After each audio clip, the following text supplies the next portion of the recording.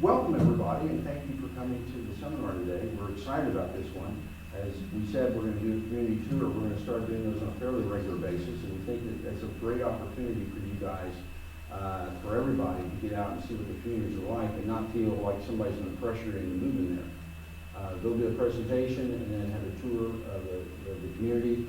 You get to sample things, and the thing is that the residents are going to do the tour.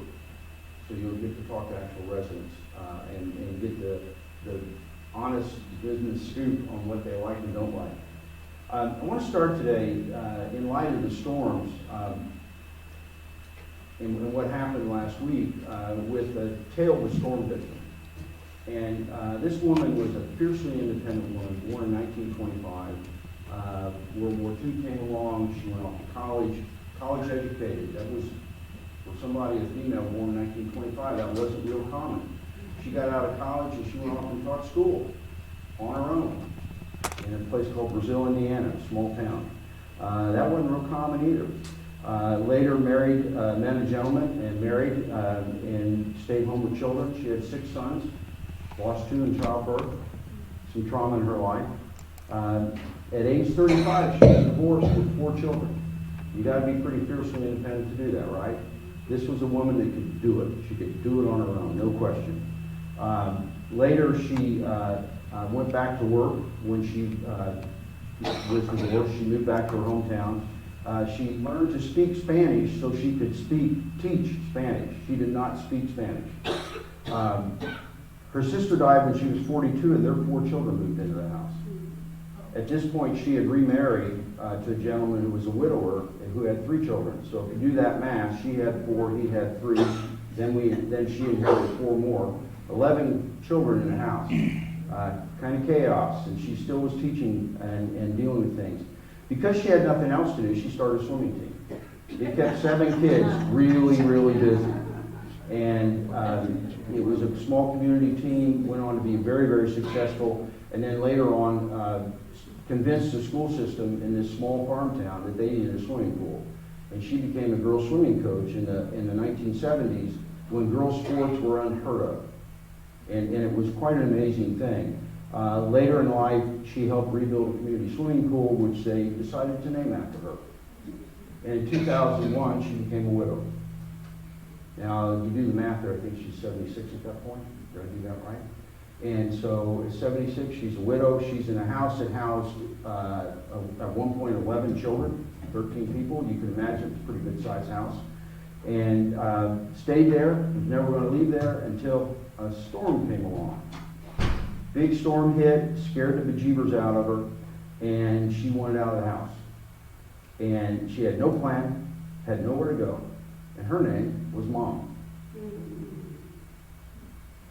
Guess where Paul lived? Florida. She lived in Indiana. What we're talking about is having a plan. So I got to go up and deal with the decisions to make. Not that we made good, bad, or indifferent decisions. We made the decisions we had to make. But I think having had a plan in place and knowing where my mother could have gone, we would have done things much differently. Knowing where she wanted to go, we would have done things much differently. So that's my point today. And we're going to talk to you about communities and what they can do for you and how to go tour one. So if you would, Brooke, tell us who you are. Sure, good morning everybody. I'm Brooke Ellis. I'm the Executive Director at Sonata Lake Mary.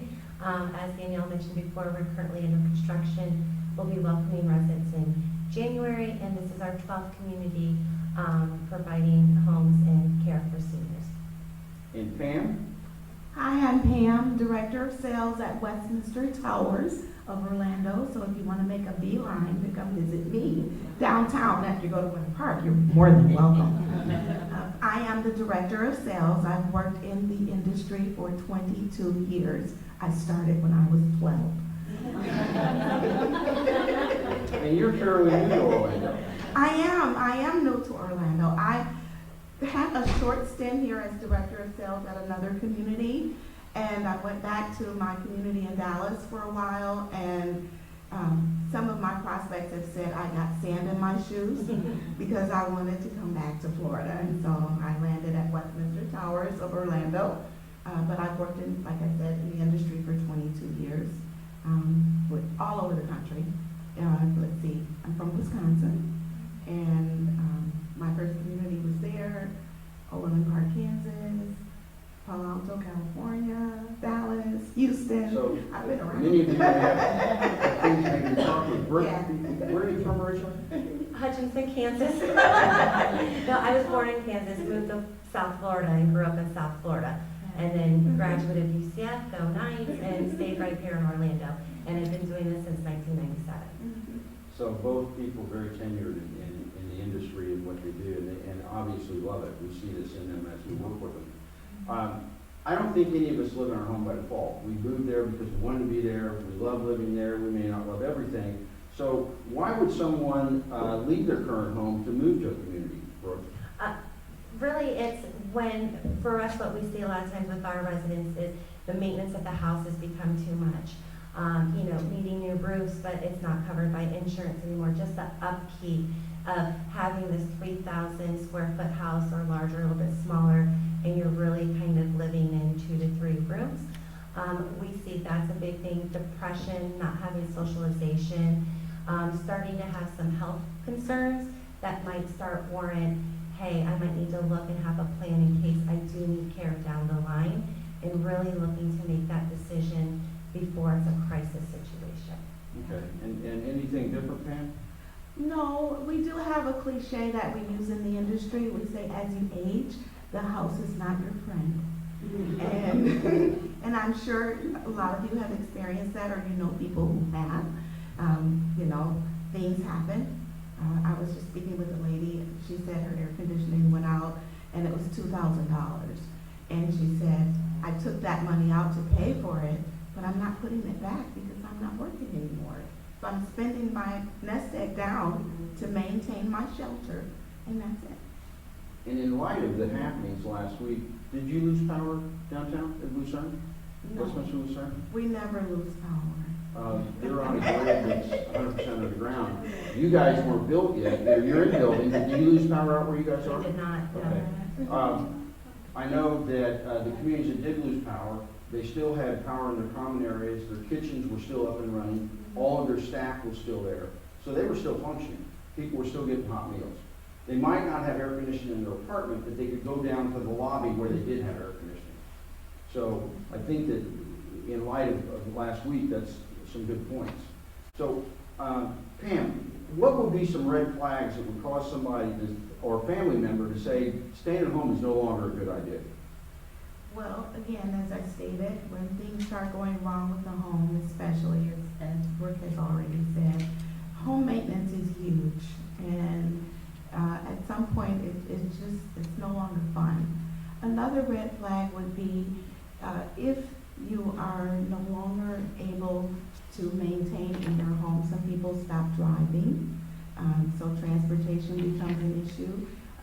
So a lot of the supportive services that you would find in the community aren't necessarily in your home, and that would be something that you might want to consider as well when looking at retirement communities. And I would add also, you go in and visit and you start seeing more clutter around the house because it's difficult to start putting things away, especially if it's a multi-level house. We're not real sure of ourselves or going up the stairs because we're scared of a fall. You notice medications not being taken, losing weight. A lot of those things are some red flags to say, hey, this might be time to start looking at options and putting our plan into place. And also, if you're considering independent living, a lot of our independent living prospects are still very active in their homes and their health isn't compromised. But I encourage people to, as Paul stated too, get a plan in place and start looking. And if you're planning to move to a retirement community as an independent living resident, you need to start looking now, and you want to come when you can enjoy the lifestyle. Independent living enhances your lifestyle. It's just like living at home, but it's enhanced by all the services and the amenities that we offer. Pam's so good, she jumped ahead to the next question. Oh, I'm sorry. No, go ahead and expand on that, because you made some really good points. I don't need to be here. These guys can do this by themselves. But you made some really good points, so expand on that. How is different, independent living community different than living at home from an advantage standpoint? So the first thing I would emphasize is the socialization aspect. We have learned in this industry, and there are statistics that support it, that socialization, when you move to a retirement community and you're around a group of your peers or like-minded people, it can add up to 7 years to your lifespan. And that's just based on the socialization aspect of being around other people. Now, I don't want you to quote me and say, Pam said if I move in, I'm gonna live 7 years more. It's supported by statistics. But that's one huge thing. It's you know, as we get older, myself included, we become more isolated in our homes. I smile and talk to people all day long. When I get home, my room is my sanctuary.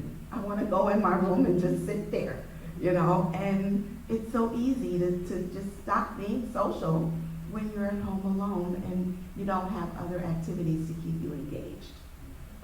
Beth mentioned that we typically work with families for some time, 6 months, a year, even longer, as they prepare for the idea of making a change, making a transition to a community.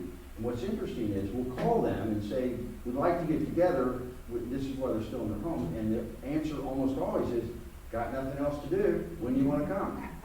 And then we stay in touch, and because we move people to the community first. And as we're dealing with the issues of the house and so on, we call them at the community and say, we'd like to come out and talk to you about a few things. Well, you gotta let me look at my schedule.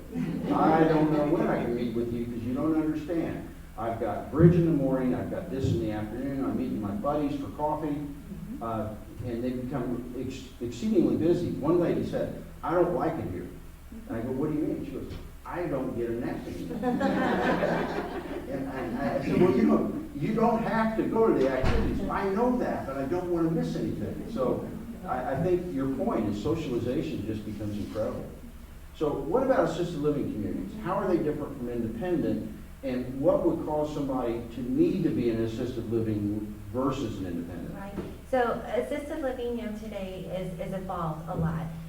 We want to keep it very similar to independent, still all those same activities, those same services, but now we're bringing personal care. So if somebody's needing help with medications, if they're needing help consulting with physicians, if they're starting to need a little bit more help with grooming or dressing or showers, that's where our care staff is going to step in. So assisted living can still be very active, participating in tons of different activities, but if something happens where they need that care or an emergency, there's staff there 24 hours a day, 7 days a week, to be able to help jump in and provide that care, all while still maintaining the independence of the resident. Okay. So I'm presuming that none of this is free. No. And so if you guys could talk about, in general, how do people pay for it? So you're looking at savings, as Pam said, not spending down your nest egg just for repairs on a house that's not going to pay you back. You're looking at maybe savings, personal savings, annuities, retirement. If you have long-term care insurance, that's a great option because there are a lot of great policies that will help cover the cost, whether it's a daily cost or the monthly cost for assisted living. For assisted living. For assisted living. And then there's also, if you're a veteran or a surviving spouse of a veteran, there's a VA aid and attendance benefit that you can look at and apply for. And our friends at Eversure can tell you all about that as well. But it helps supplement your income in covering the cost of care in assisted living. Most of our prospective residents are people who have lived in their homes for a long time. And usually what happens is they sell their homes and they transfer a portion of that asset to pay what we call an entrance fee. And usually that can range, usually the house is enough to cover it. I spoke with a gentleman this week who was complaining. He said, my home is worth like $750,000 and they're only offering me $725,000. And I said, well, what did you pay for it? He said, I paid $125.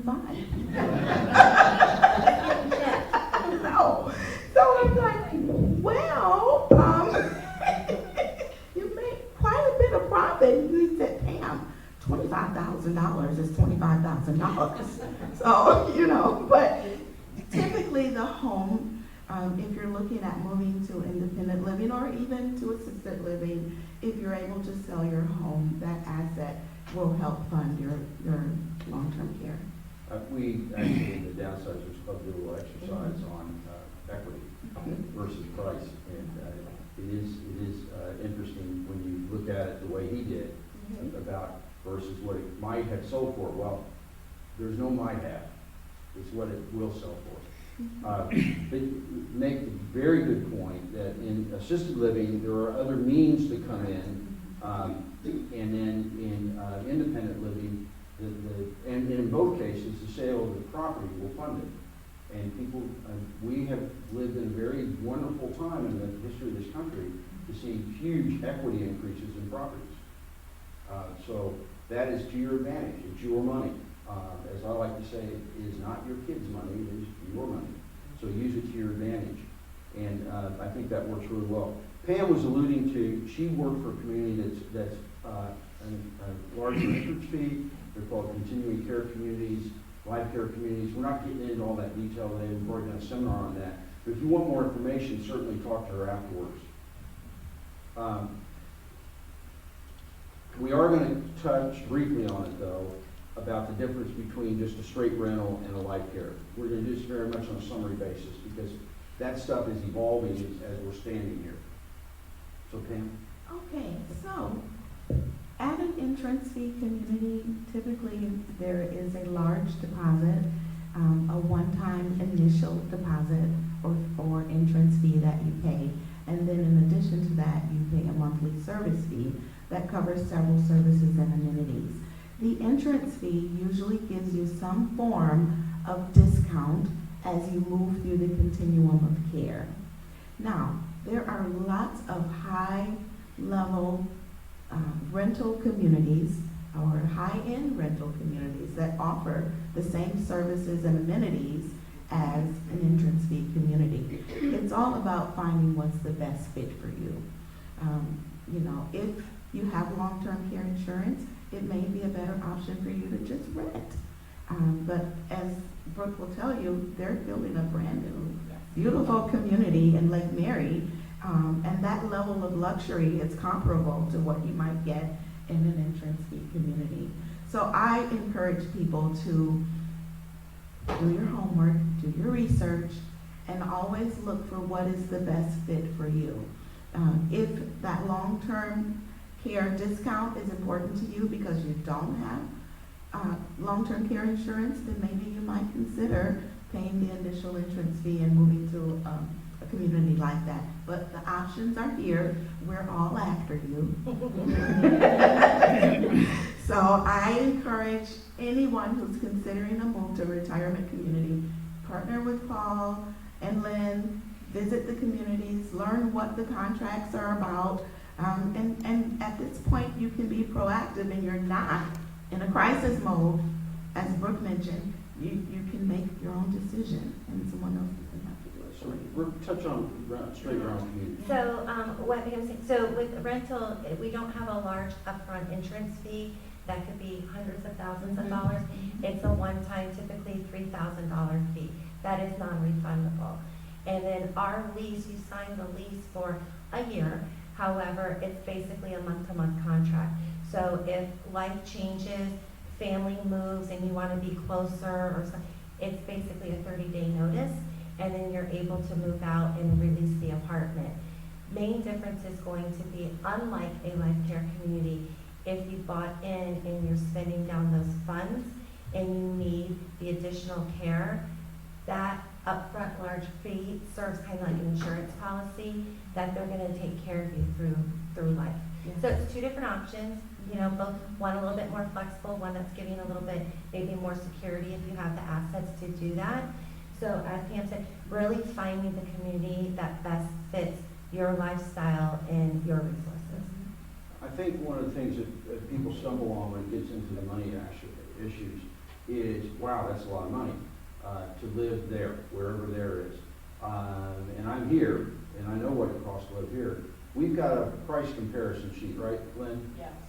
In back that you need to go through. and you'll find out that things like taxes, we all heard of those, right?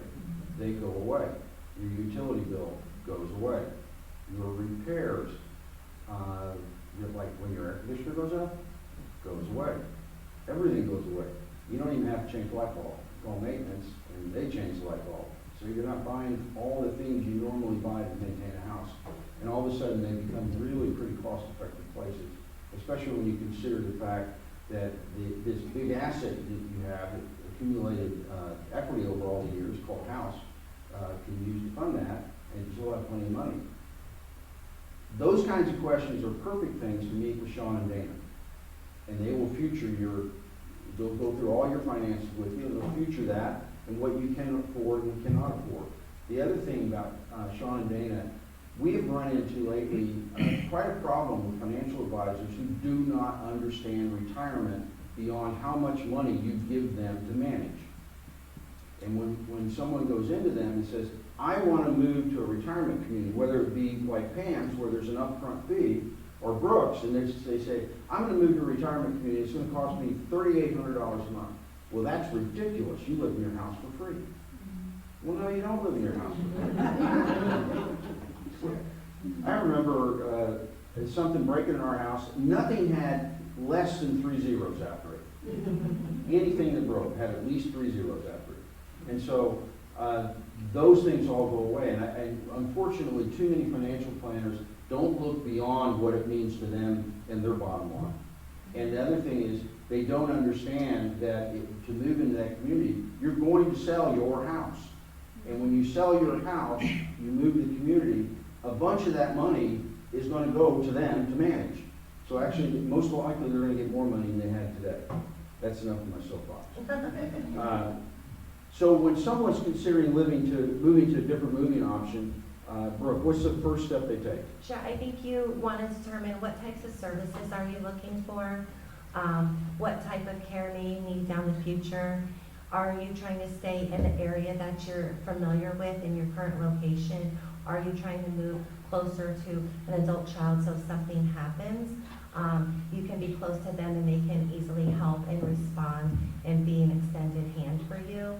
I really, and then just really kind of narrow it down, figure out with your financial planner what can you afford and what type of lifestyle you're looking for, and then start kind of researching and making those calls. I think that's your first step. Okay. And Pam, what about when they've made some decisions, they want to go and start touring communities, other than that they need to sign up for next week and go on that community tour, because we've got already got all arranged for you. What should they do when they're touring communities? What do you do when you tour a community? So What do you ask? So one of the things, which is, I think is such a great idea that you all are doing it, is to speak with existing residents, because they're very candid about their experience. I hate the food, or, they never answer me when I need something fixed. I mean, they will tell you the truth, or they'll say, we absolutely love it here. What I hear a lot after people move in is they'll say, why did I wait so long? It's wonderful. But things that I think you should definitely look for when touring is, of course, you want to understand the contract. And ask for a copy of it. If there's someone that's helping you, you have family members that are assisting you, go over it with them. Have them look at it as well. Or, if you have an attorney, some people actually have attorneys review the contract. Ask about hidden fees, because sometimes there are things that are not disclosed, and it's important to ask, what else do I have to pay in addition to this monthly service fee that is not disclosed? And sometimes, depending on who you're working with, if you're working with Pam or Brooke, we'll tell you, but we don't know what those other people are saying. So, but ask, what other hidden fees are there? Also ask about, what happens if I run out of money? With this economy, things do happen. What happens if I outlive my money? People are living longer and healthier, and So, I mean, those are good questions to ask. And then I would encourage you to ask about the continuum of care. Because a lot of people that I work with will say, I don't want to see it, I just want to know it's there. You know, especially if you're independent. You don't want to look at it.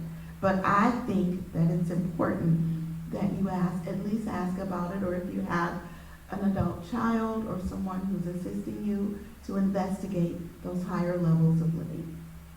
And you touched on something. Is it important to have a supporting, I use the word supporting, family member go when they go to visit communities? So I encourage it. Now, some people don't have anyone, so then Brooke and I become the rent-a-daughter.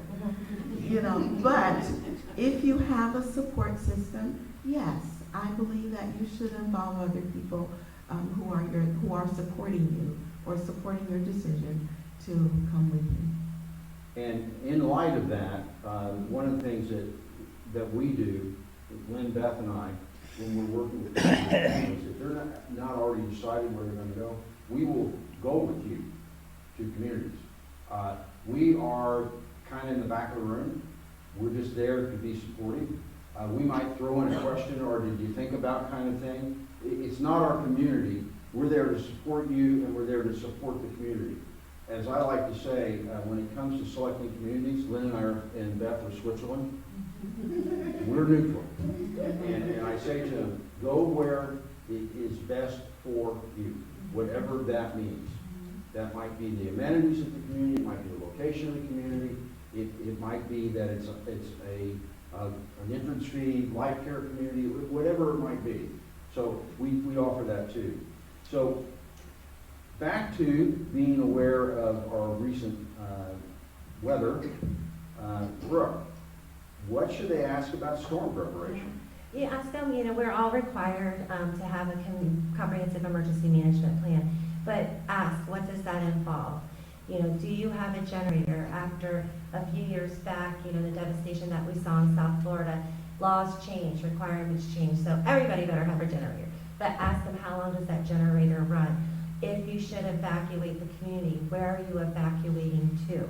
How is that going to be handled? If the storm is, what staffing is going to be staying overnight? We all have these big plans that are submitted to the counties that are signed off on and that are also approved by the Agency for Healthcare Administration. But ask what that plan is, especially in independent living. Independent living is still truly independent living. So, for us, I'll see if we are facing the storm and it's coming, our independent living residents need to be able to self-preserve in their apartment. If we have to evacuate, we're going to help facilitate the evacuation. But it doesn't mean, as Paul alluded to a little bit earlier, every apartment is hooked up on a generator. We're hooking up the commercial kitchen so we can still cook and provide food.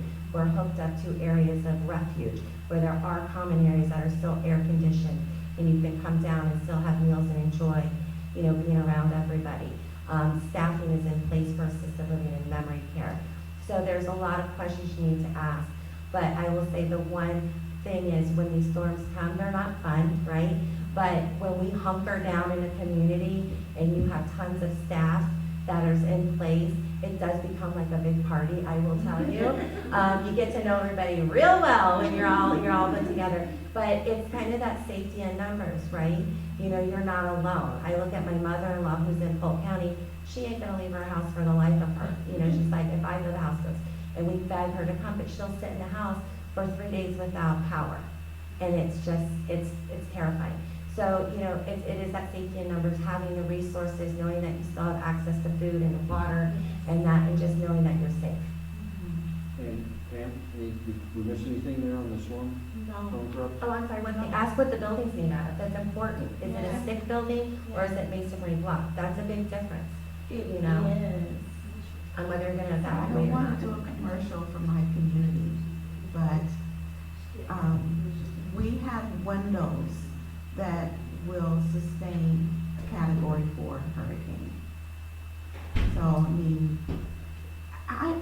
this is my first hurricane, ladies and gentlemen. Yeah. So I will admit I had a little hurricane anxiety So I was very impressed with the way Westminster Towers handled this last hurricane because I was scared. But yeah, I mean, Brooke covered it comprehensively there. Well, I think the communities, and certainly much of this is regulated, legislated.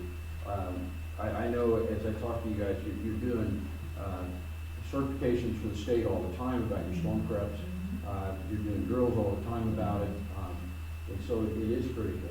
I can tell you the worst place to be if it was power sitting in your home. Those of us who were around, how many were here for Hurricane Charlotte? Our neighborhood lost 13 days. Who beats that? I know people beat that. We were 21. Beth didn't pay her utility bill.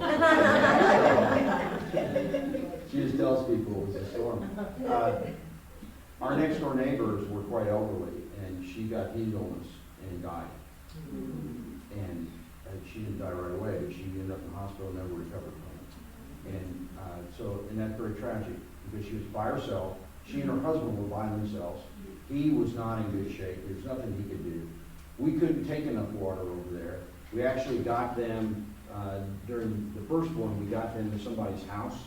And then we thought they'd gone to their daughters, but apparently the daughters skipped town. And so they were stuck there by themselves. We were not aware of it.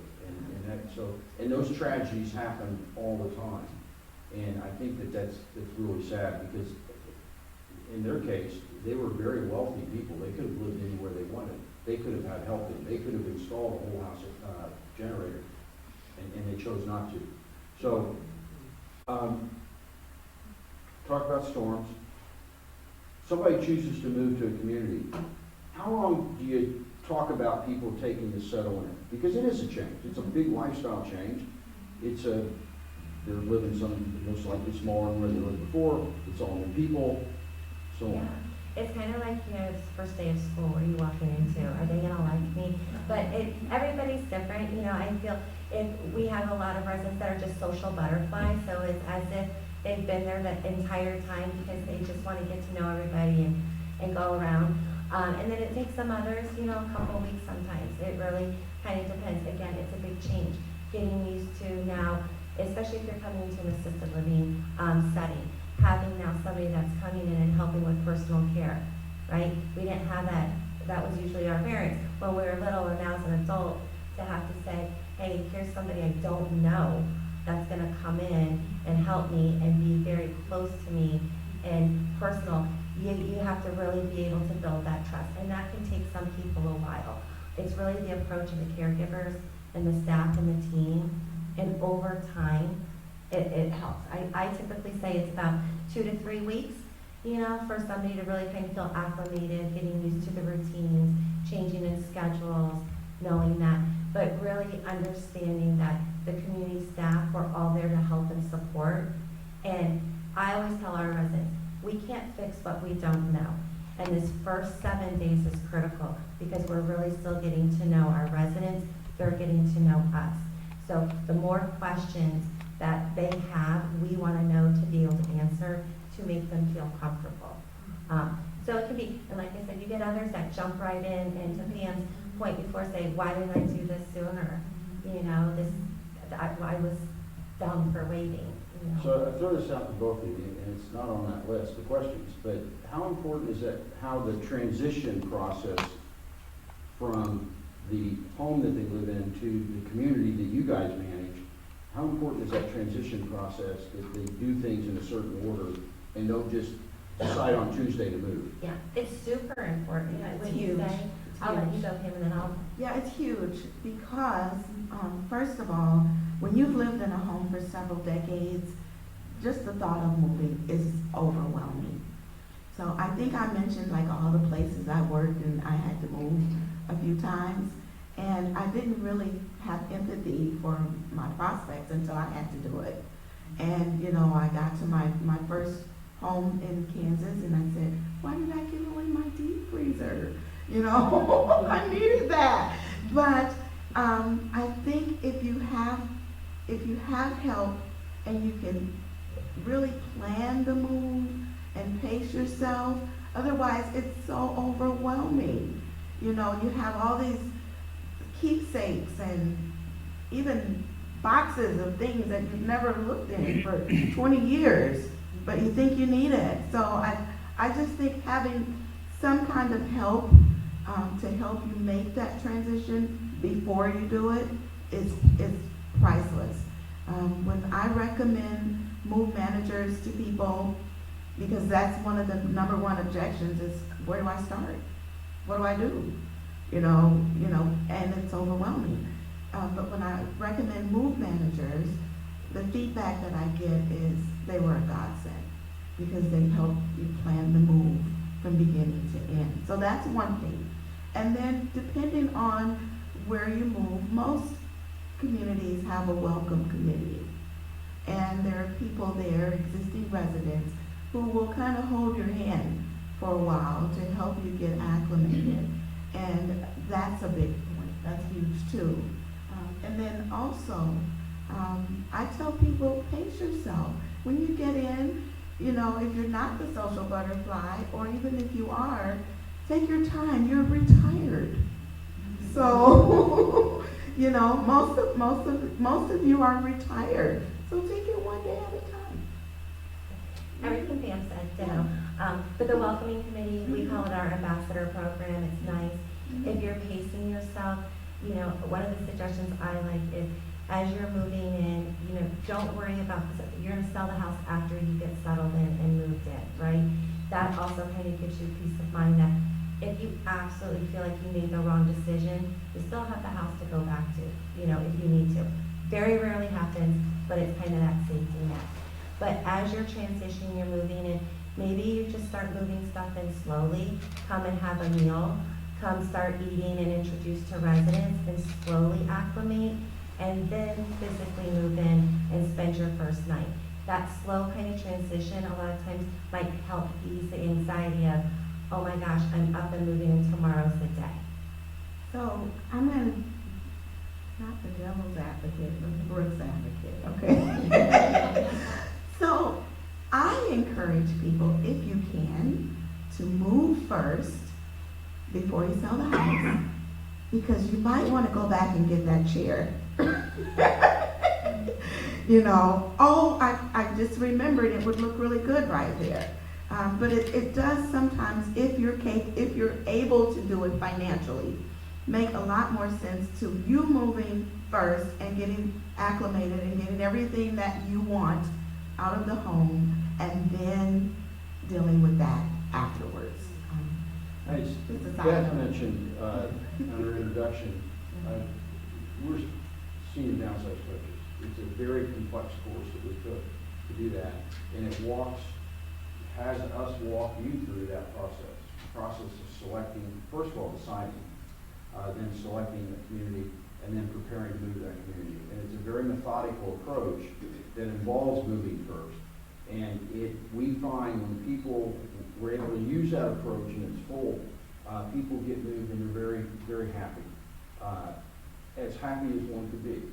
If they don't use that approach, the move becomes, and transition becomes much more complex from their standpoint of getting used to it. So I throw that out, and we talk about that in detail when we come out for consultations with people. And Paula, most of us don't want you to go back to the house. That's not an option. Well, and we do everything to make that as simple as possible. We just moved the family to Village on the Green. Obviously, there was a hurricane last week. So I was, as soon as the wind dropped below 50, I was at the house. They've been out of the house for a few weeks. We got delayed a little bit on the closing, but when we closed, we're going to their new apartment at Village on the Green. They did not have to go back to the house and check anything. I took care of all of it. If we need repairs, we get that all handled. And I'm not trying to make that a plug, but there aren't many people that do that, and just hiring somebody to sell the house is honestly the wrong answer. So I want to move on. What things do residents tell you most often after they've moved? I think what we hit a lot of times is, why didn't I do it sooner? You know, especially if, you know, it's after storm. The storm is a perfect example. I've been thinking about it, now it comes and dealing with repairs of the house. Oh, I should have done this sooner. I think that's number one. And then just, they're happy they made the decision because they might have been coming from the home where they lost their spouse and been alone for some time. And now they've walked into a community where they have a whole bunch of new friends, people that are like-minded, have the same interests. And we as staff become very vested in our residents. Yes. You know, I often think it's very much like when you drop your kids off at school for that first day. You know, you're so upset, but really our teachers spend more time with our kids than we do as parents. We spend more time with our residents and our coworkers than we do a lot of times with our family. So our residents do become family. They really do, and it's that family feeling, I think, that gives a lot of joy and purpose to residents that they might have been missing for some time. I agree with everything she said. Anything else, Ben?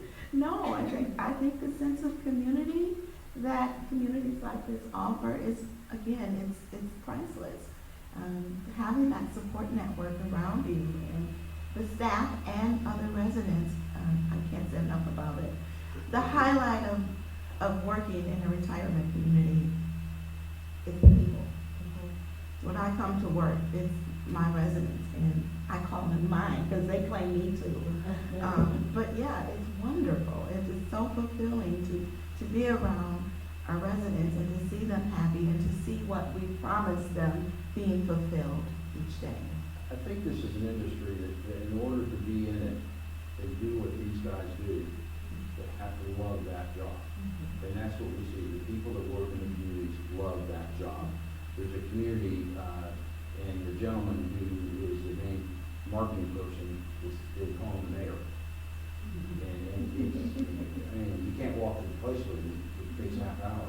Because it's, oh, Betty, how are things going? Did your granddaughter, how's she doing her test? I mean, the guy knows everything. And so that's the kind of community that you get.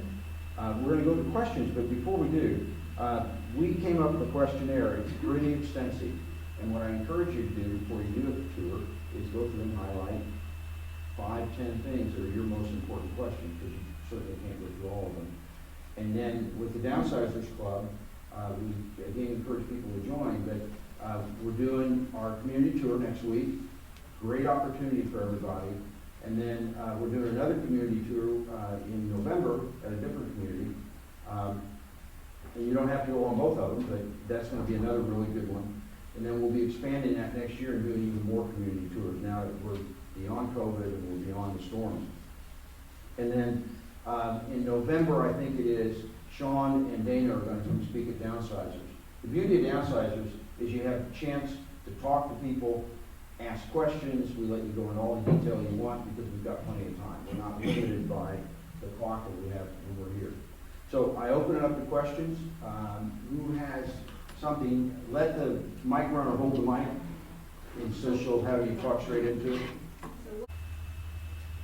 For the rental communities, is there any kind of statistics on what the average increase per year is? Sure. It's going to vary, quite honestly. Last year, because of the pandemic, the last 2 years, we saw industry-wide the highest increases we saw as an industry. Some communities were up to 18%, 15%.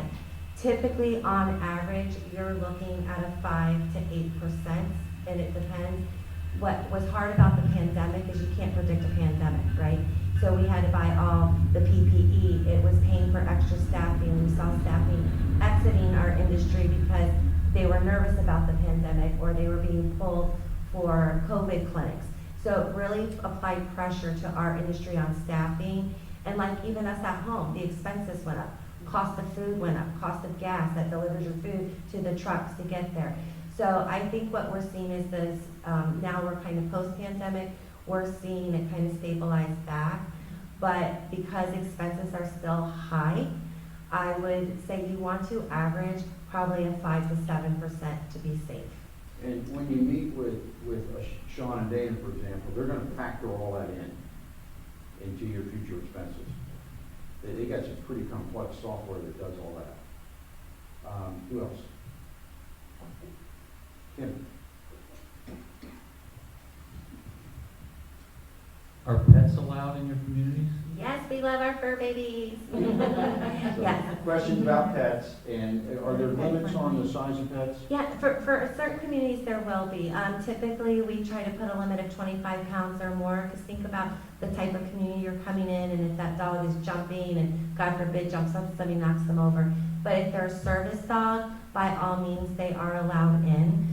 So we have residents that have from birds to cats to dogs, and then if we have a dog park, so it's an off-leash dog park where you're able to walk your pet, let them do their business, and then come back in. They're just not allowed in the dining areas, obviously, you know. So pets are allowed, hopefully no snakes. But pets are allowed. Pam, I know you love pets, Thank you. and we're, 5 years ago, 10 years ago, no. But Well, it's changed a lot. it has, yeah, it has, They're our family members, and yeah, I'm not gonna get rid of them. yeah. And that is a very common question we run into with folks. Sometimes their pets don't look like they're in real good shape, but they want to take them with them no matter what. Who else? Anything else? Well, thank you guys, everybody, for coming. Our partners will be here afterwards. I encourage you to talk to them, get appointments with them. Again, did we try to say anything? Good. We don't want to do that.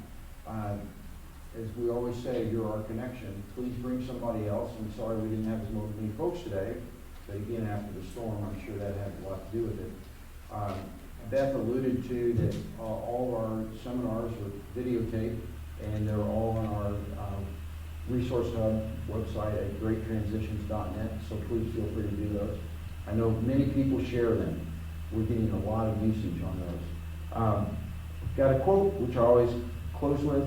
Moving to a requirement community requires a major leap of faith that the benefits will outweigh the drawbacks of the unknown. That's anonymous, but it is so, so true. We find people of faith handle this better. And even if you're not of faith, have the faith, this is what will work.